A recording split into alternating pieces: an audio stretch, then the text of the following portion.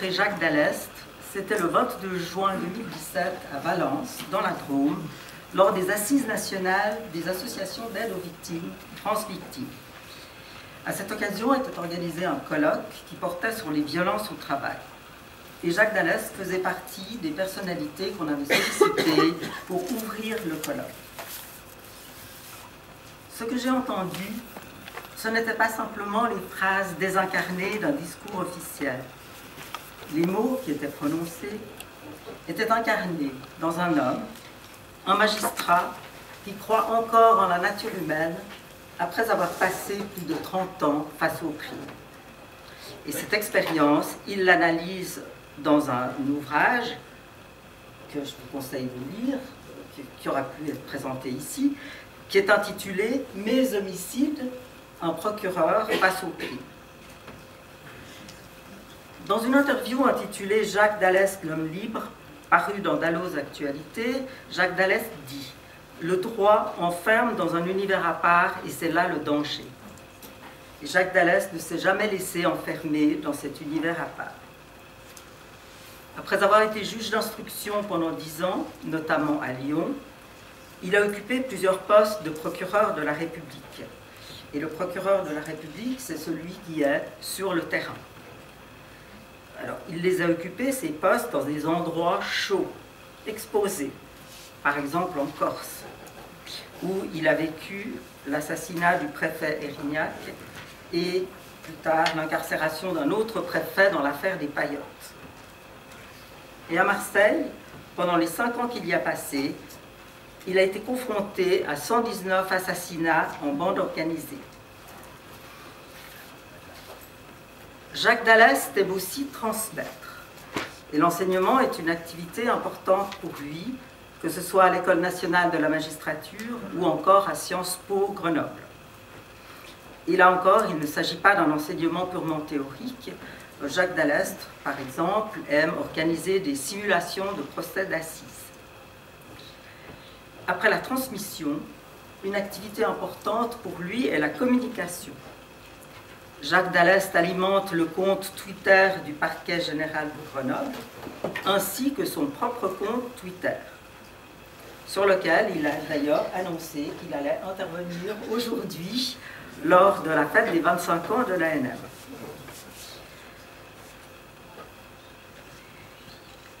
Depuis 2016, Jacques Dallest est procureur général près la Cour d'appel de Grenoble. Alors, dans un entretien qu'il m'avait accordé et qui est publié dans la lettre numéro 6 de l'ANM, il décrivait son rôle de procureur général comme celui d'un animateur, d'un coordinateur, un rôle en surplomb. Et cette dernière expression est significative car elle se réfère à la montagne. Jacques Dallest est aussi quelqu'un d'enraciné. Il est né en Haute-Savoie, dans une région de montagne, à Annecy, au bord du lac du même nom, son lac, comme il l'appelle affectueusement. Et allez voir les belles photos de son lac qu'il publie sur son compte Twitter. Jacques Dallest se définit essentiellement comme un montagnard. Et pour terminer, je le citerai, page 468, « Les cimes ramènent l'homme à sa condition humaine, à sa petitesse, à sa force vitale. Je suis en quête de cet absolu. Loin des titres, des grades, des qualités professionnelles, la montagne nivelle et rend humble. C'est en cela que je l'aime.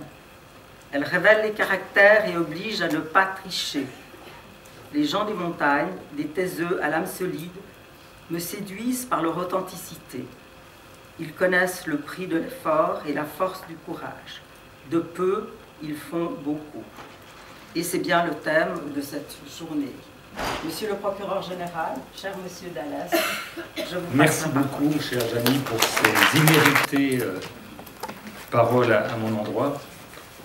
Je suis très ému d'intervenir à ce 25e anniversaire et je vous remercie, monsieur le président, de m'avoir invité à intervenir modestement. Je crois que sur un sujet que vous m'avez proposé, on pourrait philosopher beaucoup. Je vous propose simplement de vous donner mon sentiment sur le fonctionnement social actuel, vu de mon point de vue, évidemment, on va dire, qui est celle d'un point de vue d'un juriste, et également sur la place de la justice, entendue comme une institution un petit peu générale.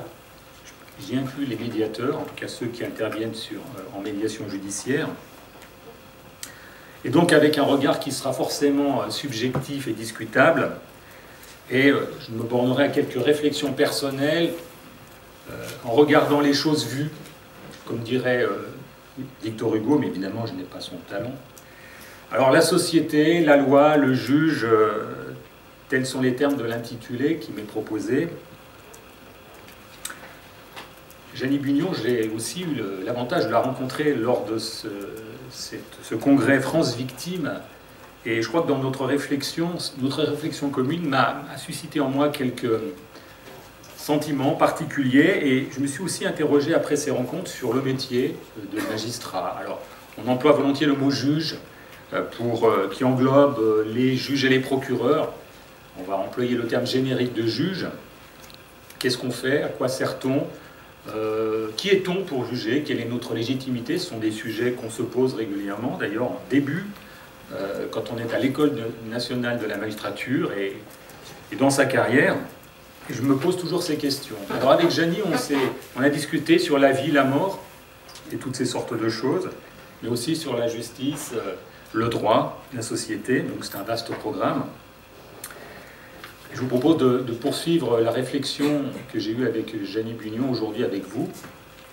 J'aurai un constat qui va rejoindre, je pense, le vôtre et une interrogation. Le constat, c'est, évidemment, c'est un peu une banalité que de le dire, que notre société est l'objet de toutes les tensions aujourd'hui. Vous l'avez sans doute abordé en début de matinée. Et une interrogation, c'est dans ce monde troublé, éclaté, dispersé, en proie à des convulsions, est-ce que la justice est-elle vecteur d'apaisement? Peut-on rechercher un apaisement via cette institution très particulière qu'est la justice, dont on rappelle que c'est une vertu? C'est un ministère, mais c'est aussi une vertu, ce qui dit toute la difficulté qui est la nôtre, d'essayer de tendre à rendre justice, à faire justice. Alors, la société est l'objet de toutes les tensions. Elle est effectivement en proie à des phénomènes lourds et inquiétants. Et elle fait également face à des réalités sociétales qui sont pesantes de mon point de vue et qui se sont accrues ces derniers temps. Alors les défis contemporains, vous les connaissez, j'en relève 3 qui me semblent majeurs et qui suscitent encore et toujours des questionnements. Évidemment le communautarisme qui fragmente la société en érigeant en valeur suprême le collectif religieux, ethnique, culturel, au détriment de la liberté individuelle. Et le retour au passé qu'il porte et aux traditions idéalisées, ce retour au passé est censé souder la communauté face à l'État et à la société démocratique, fondée, sur l'égalité des citoyens. Évidemment, le danger en est le manichéisme, qui est forcément porteur d'affrontements entre les bons, ceux de la communauté, ceux qui appartiennent à la communauté, et les méchants, c'est-à-dire tous les autres. Évidemment, ce phénomène n'est pas sans conséquence sur le respect de la loi républicaine qui fonde le vivre ensemble. Le second défi, c'est le terrorisme. Quand on vient à Paris, on touche encore du doigt le terrorisme, rien qu'en voyant les militaires de l'opération Sentinelle, qui sont aux aguets. Évidemment, ce terrorisme qui trouve un terreau favorable dans le communautarisme. En droit français, vous le savez, c'est une entreprise, le terrorisme, collective ou individuelle, et le mot individuel prend tout son sens aujourd'hui, ayant pour but de troubler gravement l'ordre public par l'intimidation ou la terreur, et que donc cette entreprise emprunte toutes les voies de la criminalité ordinaire, et notamment les plus graves comme le meurtre ou la destruction organisée. Si la motivation de l'acte terroriste est évidemment spécifique, susciter la peur, ce qui dit beaucoup de la volonté des auteurs, susciter la peur ou la terreur, nous ne devons pas oublier que le crime terroriste est avant tout un crime. un crime de sang, souvent dans toute son acception. Il faut dire et redire qu'un acte terroriste meurtrier est avant tout un assassinat, c'est-à-dire le meurtre prémédité d'un être humain dans toute sa matérialité sordide. Et notre société est désemparée devant cette forme de criminalité dont il faut rappeler néanmoins qu'elle a toujours existé. Pensons aux attentats anarchistes de la fin, qui sont apparus à la fin du XIXe siècle en France et qui ont fait beaucoup de morts. Mais c'était évidemment il y a très longtemps. Et inscrit souvent dans une organisation structurée, le terroriste peut aussi être aujourd'hui et est souvent un solitaire qui agit seul avec de faibles moyens. Et l'inquiétude est d'autant plus forte. Comment détecter et prévenir le passage à l'acte d'un homme isolé, porteur d'un simple couteau de cuisine, c'est-à-dire quelqu'un qui ne commet pas d'infraction apparente, puisqu'évidemment, l'acquisition d'un couteau de cuisine n'est pas un délit. Mais d'ailleurs, très généralement, comment prévenir un acte meurtrier, quel qu'il soit, alors qu'il n'est précédé d'aucun signe avant-coureur? C'est ce qui nous interpelle lorsque on déplore un acte meurtrier, un crime passionnel, un crime de voisinage. On ne se doutait pas qu'il allait en arriver de telles extrémités. Comment prévenir l'acte impulsif, l'acte violent qui, on le sait, a toujours existé? Et donc la facilité du crime et sa faible prévisibilité le rendent particulièrement anxiogène dans notre société. Et cette angoisse sociale redouble si on envisage aujourd'hui une autre forme de terrorisme encore plus inquiétant, qui pourrait arriver un jour, le terrorisme écologique, qu'on retrouve d'ailleurs défini aussi dans le Code pénal français. Évidemment, le but homicide à vaste échelle et sera là recherché par les auteurs et prions pour que cela n'arrive pas, évidemment. Troisième défi, bien ancré dans notre société, la crise de l'autorité. Alors, il est devenu banal de parler de la perte d'autorité des structures des décisions politiques, notamment de l'État. En ce moment, on voit avec les Gilets jaunes que l'autorité étatique est défiée. L'autorité étatique qui a le monopole de la violence légitime. On voit comment ça se télescope avec des actes d'opposition, de rébellion, plus ou moins organisés. C'est aussi la perte de l'autorité des parents, de l'école, de la justice, de la religion. On s'en rend compte tous les jours. Les figures autrefois craintes et respectées, le maire, l'instituteur, le prêtre, le juge, sont aujourd'hui remis en cause et sujets à toutes les contestations. L'évolution sociale, mais aussi Internet, le numérique et la massification de l'information sont sans doute pour beaucoup dans ce phénomène de crise de l'autorité. Comment, dans ce monde nouveau où tout est montré, tout est comparé, tout est discuté, comment notre modèle social et les valeurs qu'il porte pourraient-ils s'imposer sans remise en cause? On comprend bien dès lors que, comme d'autres institutions, la justice soit elle aussi exposée à toutes les critiques. Mais la société, face à ces défis, doit intégrer d'autres suggestions apparues peut-être plus récemment, plus diffuses, mais à mon sens tout aussi réelles. Il y en a trois qui m'apparaissent significatives. La fragilité de la loi, en premier lieu, qui peut être consécutive à la crise de l'autorité du politique. L'affaiblissement de la loi républicaine me semble patent aujourd'hui. L'Europe et ses exigences normatives, les alternances politiques, la demande sociale multiforme, le désir effréné de légiférer en tout domaine, les attentes corporatistes pressantes, le besoin de sécurité individuelle ou collective conduisent à une production législative et réglementaire inflationniste. Apparaît dès lors la loi Kleenex, jetable ou modifiable ad nutum, le texte précaire et révocable qui n'inspire plus le respect parce qu'incertain dans ses fondements et sa légitimité. La médiation intensive des faits divers et l'émotion collective qui en résulte, le désir d'afficher une résolution affirmée, le souhait de poser de multiples interdits déclaratifs aboutissent aussi à cette production massive. Ce que j'appellerais l'obsession textuelle pose problème, vite conçue, pas toujours bien rédigée, ni réfléchie, contestée aussitôt qu'adoptée. La loi nouvelle devra, elle, être appliquée par le juge. C'est la mission du juge, sa mission première, dans toute sa fragilité. Loi de circonstance, loi d'indignation, loi pénalisante, elles se succèdent à jet continu. Le tout pénal, bien français, on ne sait plus combien on compte d'infractions en France, peut-être 14 000, 15 000, personne ne les a comptées.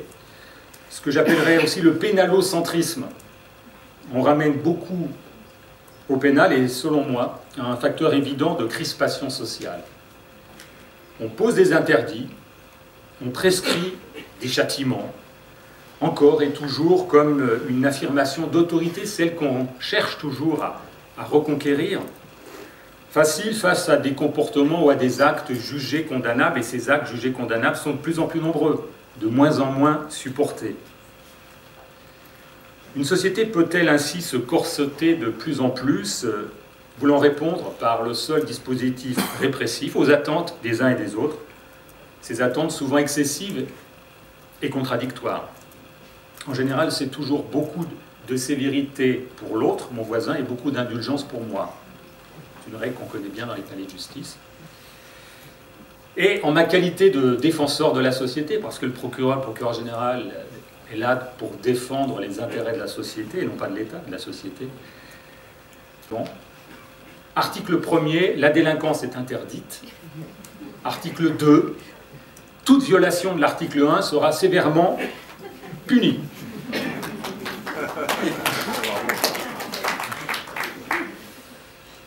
Autre phénomène que nous rencontrons, la tyrannie médiatique. J'aime bien employer ce mot de tyrannie parce que je crois que véritablement on est victime, on se sent victime d'une pression médiatique. C'est une seconde réalité sociétale problématique et qui se nourrit aussi de cette inflation pénale française. Il y a une forme d'hystérie répressive qui nous parcourt, qui alimente en permanence la recherche et la diffusion d'informations sur la déviance, sur la criminalité. Il n'y a pas un jour sans une émission qui touche au crime, à la délinquance, à la marginalité. Le drame, on le sait, est un sujet récurrent d'intérêt public. Les illégalismes de toutes sortes plaisent, surtout lorsqu'ils sont spectaculaires et objet d'une forte indignation collective, et surtout qu'ils soient bien sanglants. Qu'y a-t-il de plus beau qu'un fait divers révoltant pour les médias?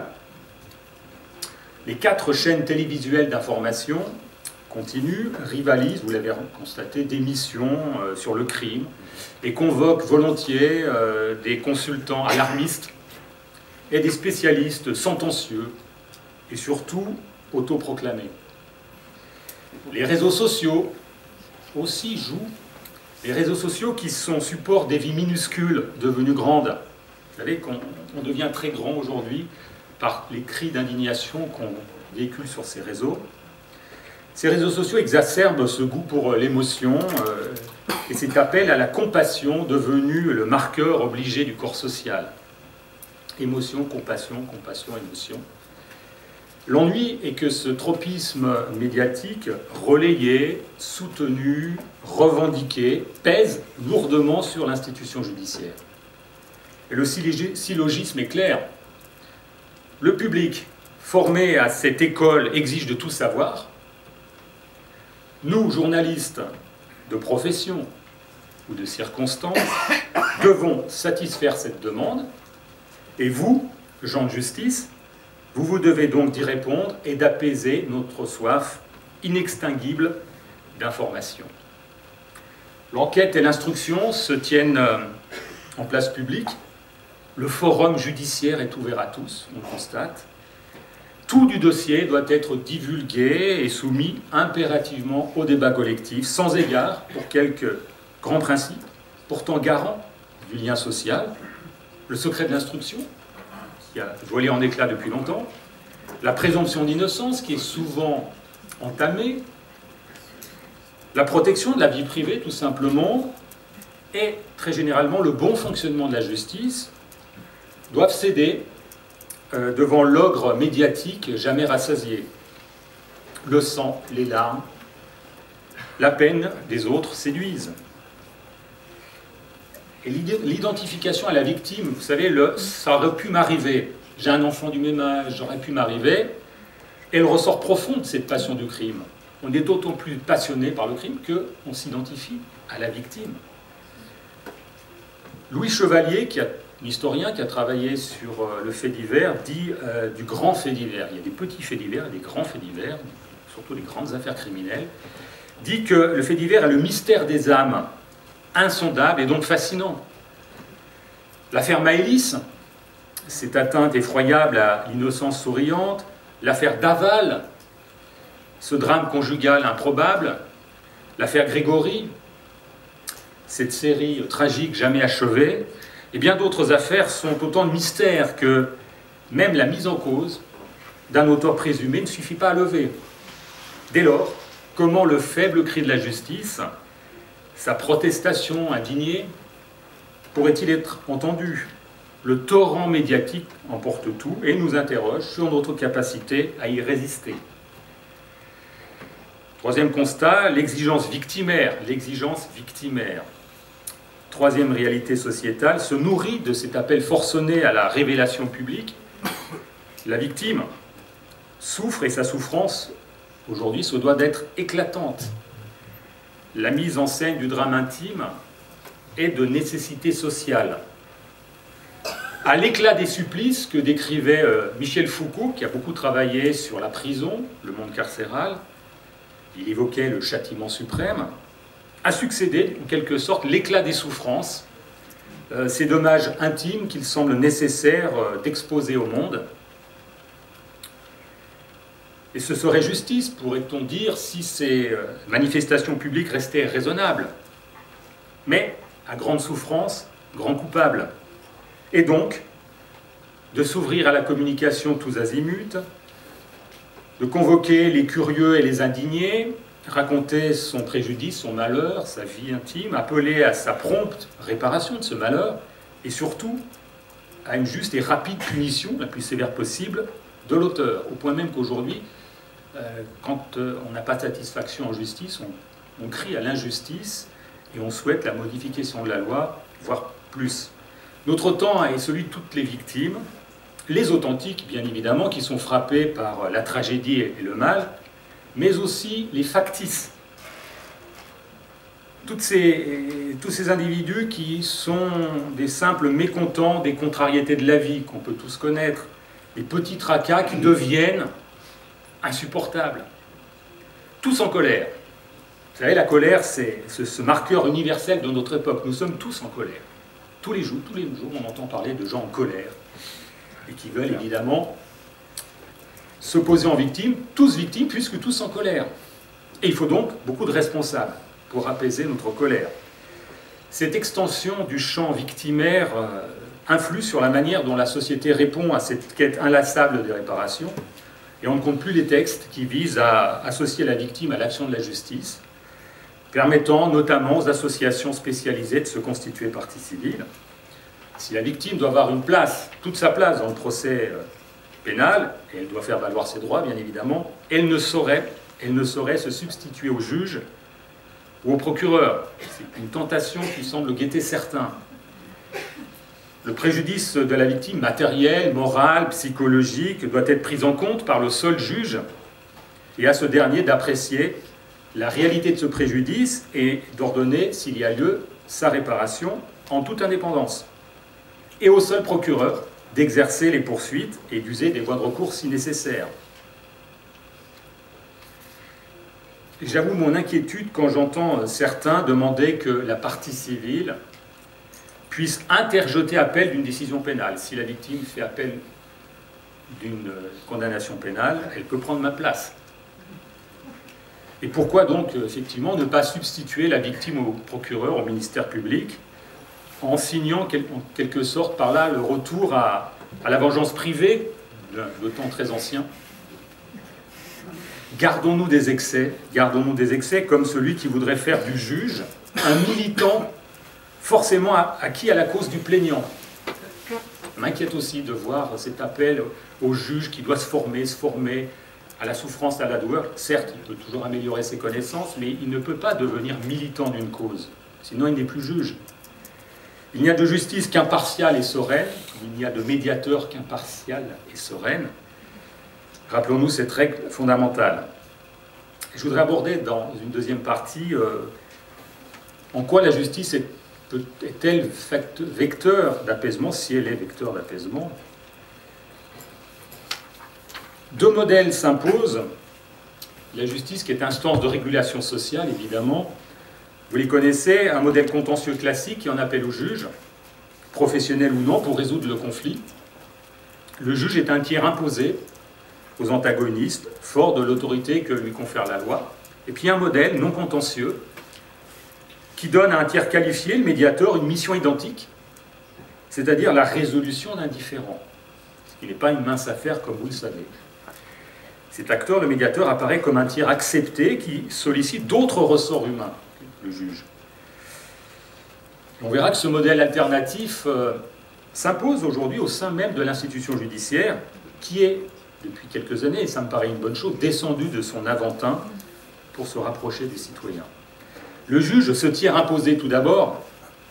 L'universitaire François Host, qui est un universitaire belge, avait distingué il y a déjà assez longtemps 3 types de juges, 3 figures de juges. Le juge Jupiter, alors le mot Jupiter résonne aujourd'hui, mais c'était bien avant l'arrivée au pouvoir de l'actuel président de la République. Le juge Jupiter qui dit le droit, fort de son impérium, c'est le juge arbitre, celui qui tranche en restant dans la neutralité, en s'aspirant du seul code et de la seule loi.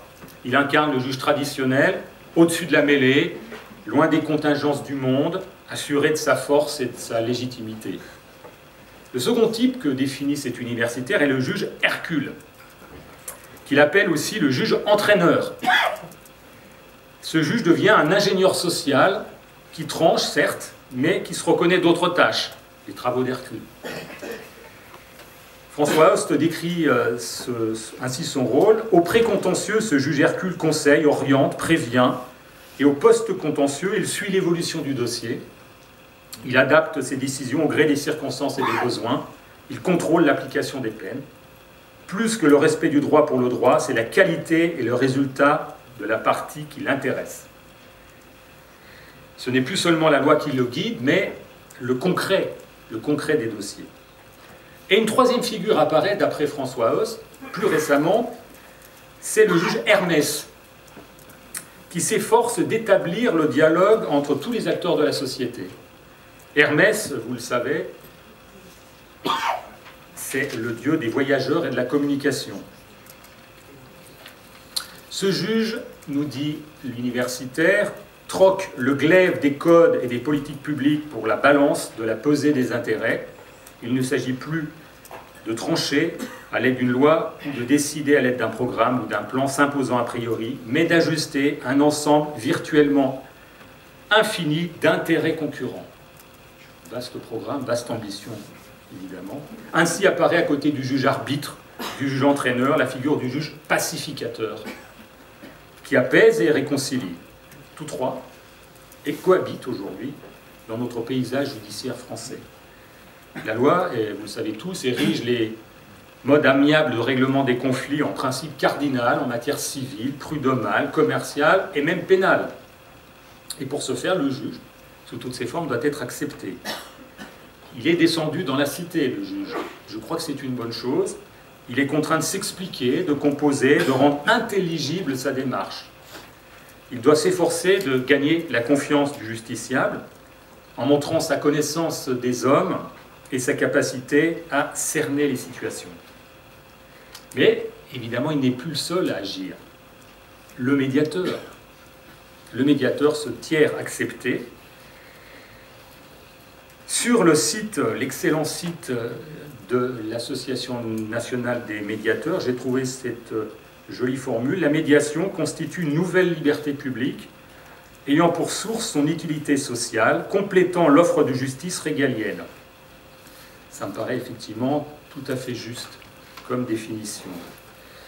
Déléguée par la justice ou parfaitement autonome, la médiation, les médiations, qui sont diverses, font effectivement un complément à l'action judiciaire ou une alternative à l'action judiciaire.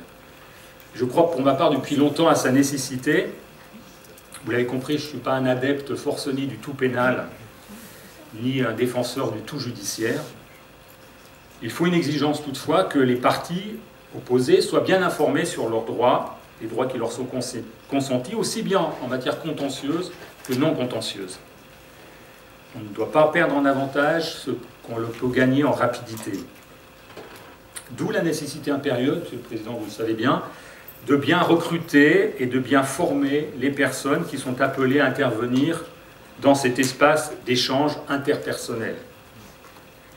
Le restaurateur, jolie formule de la parole qu'est le médiateur, est aussi un auxiliaire de justice bien utile en matière pénale. Et en la matière, le procureur de la République, maître des poursuites, s'assigne une triple ambition qui n'est pas simple d'ailleurs, telle que prévue par la loi.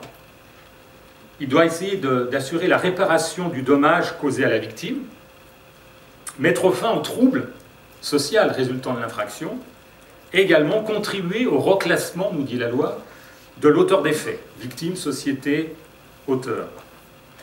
Et il saisit à cet effet un tiers de confiance, le tiers de confiance qu'est le médiateur, et lui impartit une mission qui est socialement déterminante. Vous le savez, les différentes proximités dont j'ai noté depuis très longtemps qui sont les plus dangereux, le différent de voisinage, le différent conjugal, c'est celui qui se termine par un coup de couteau mortel ou un coup de fusil. 80% des homicides sont liés à des différentes proximités. Ces différentes proximités revêtent très vite une qualification pénale, injure, menace, dégradation, violence, et me semble avoir tout à gagner à passer, à être traité par cette voie alternative. Vous le savez tous, restaurer le lien social, restaurer la parole perdue entre deux antagonistes par cette mise en présence, l'écoute mutuelle, ce que la justice officielle a du mal à faire. Le temps judiciaire dans l'enceinte est assez resserré, et la recherche d'une solution négociée participe d'une démarche à la fois intelligente et évidemment efficace. Et de toute façon, disons-le clairement, la justice aujourd'hui n'a plus les moyens de réguler elle-même ces situations conflictuelles du quotidien qui vont de l'incivilité mal vécue à la dispute plus forte, plus lourde, éventuellement ouverte. Dans l'excellent livre de Jeannie Bugnon, La justice en question, expérience d'une médiatrice, vous voyez que j'ai de bonnes lectures, figure un paragraphe éclairant tiré d'un ouvrage de Jacques Faget. La logique judiciaire est fondée sur un principe de pouvoir vertical, orienté vers la production de vérité judiciaire, défendant une conception collective de l'ordre public et faisant référence à une norme transcendantale pour trancher le conflit. À l'opposé, le modèle de médiation propose un espace démocratique où l'objectif est de dénouer les conflits, de restaurer un équilibre perdu au nom des besoins des citoyens et de la communauté, par la production de normes subjectives élaborées par les personnes elles-mêmes. Et c'est là, c'est intéressant, ce sont donc les protagonistes ou les antagonistes qui élaborent elles-mêmes un code, d'une certaine manière, interindividuel pour résoudre leurs différends. Et loin de s'opposer, ces deux logiques que décrit Jacques Faget me semblent intimement complémentaires. Jupiter et Hermès, juge et médiateur, les modèles se juxtaposent et leurs acteurs tracent un chemin parallèle dans un souci partagé d'utilité sociale. On l'a dit, notre société est en proie à toutes les peurs, à tous les doutes, et pacifique, des voies de résolution restauratrices, reconstructrices. Nous sommes à l'ère du numérique, le numérique qui apporte beaucoup, mais qui isole et qui replie sur soi. La justice est, quant à elle, sommée d'agir et de réparer le mal subi, alors qu'il y a de l'irréparable dans le mal, comme le dit Paul Ricoeur. Se parler, échanger, écouter, admettre d'aller vers l'autre, c'est faire œuvre, je crois vraiment, de salubrité publique. Et à ce titre, les médiateurs, ces porteurs de paix, indépendants, neutres, impartiaux et loyaux, si l'on prend votre code de déontologie, ces porteurs de paix sont tout à fait d'utilité publique. On leur doit donc reconnaissance et estime, et merci à tous pour ce que vous faites, dans l'intérêt de la société, bien compris. Je voudrais pour terminer évoquer une allégorie puisée dans un ouvrage de criminologie. 5 étudiants vivent ensemble. L'un d'eux se jette sur la télévision et la casse, et il brise aussi quelques assiettes.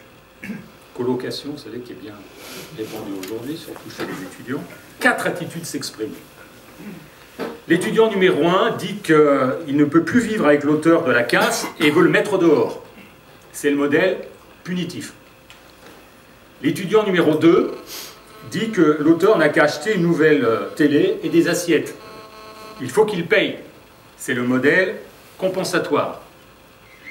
L'étudiant numéro 3 dit que l'auteur est très malade et qu'il doit aller voir un médecin. C'est le modèle thérapeutique.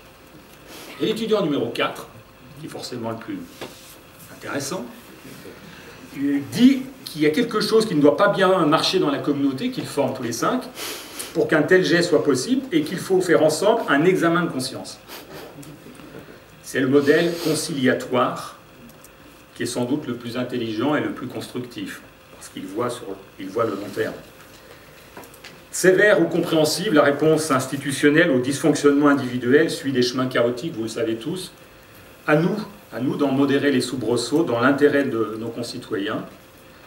Comme l'a dit Jeannie Bugnon, en petit amateur de montagne, j'achève mon trop long discours par ce proverbe tibétain, vous le connaissez, j'aime bien le citer parce que j'y pense tout le temps, ce proverbe tibétain qui doit nous galvaniser. Quand tu arrives au sommet de la montagne, continue de grimper.